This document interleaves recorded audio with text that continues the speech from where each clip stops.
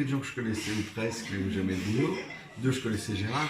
Enfin, tu refuses ça si tu peux pas bouger de chez toi et que tu vas mourir. Un collectif, j'ai jamais gagné d'avance parce que qui dit oui, pourquoi?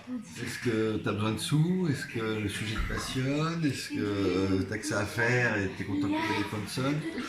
Donc les collectifs, ils peuvent être très bizarres. Les collectifs, c'est les éditeurs qui ont une idée d'un sujet et ils appellent les auteurs qu'ils ont dans leur carnet d'adresse et dans leur catalogue. Là, c'est pas venu d'un éditeur.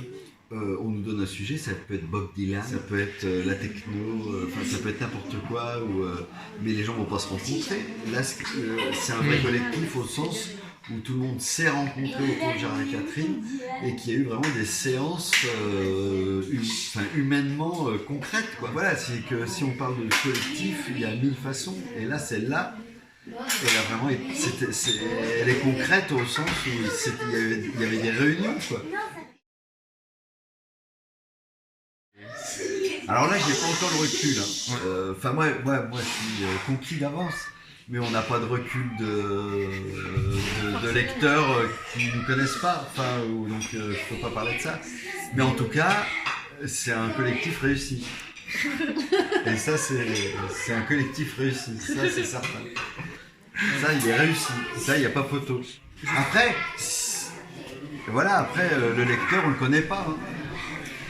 Et le lecteur ne connaît pas, même s'ils ont lu certains de nos livres, ils connaissent pas, ils sont pas allés manger au restaurant de Gérard et Catherine. Tout ça, après, comment c'est reçu, comment le savoir?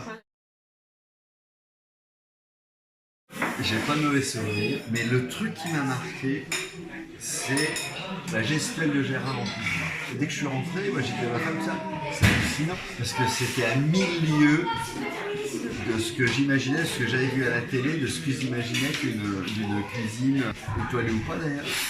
Mais parce que je lui ai dit, mais alors en fait toi tu les coupes tranquillou, tu fais je le fais bien.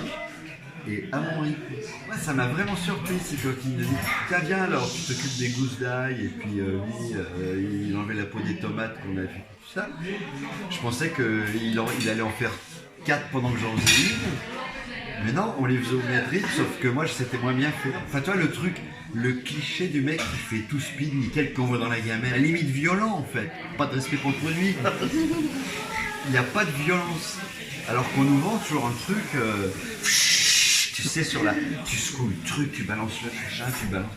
Et il me dit, mais ça, si tu fais ça dans une vraie cuisine, en vrai, c'est dangereux. C'est du brûlant, du coupant. Donc alors voilà, je retiens ça, moi. En dehors de tout le plaisir que j'ai pris au niveau des boissons et des. Parce que ça, tout le monde va dire ça. Parce que c'est vrai.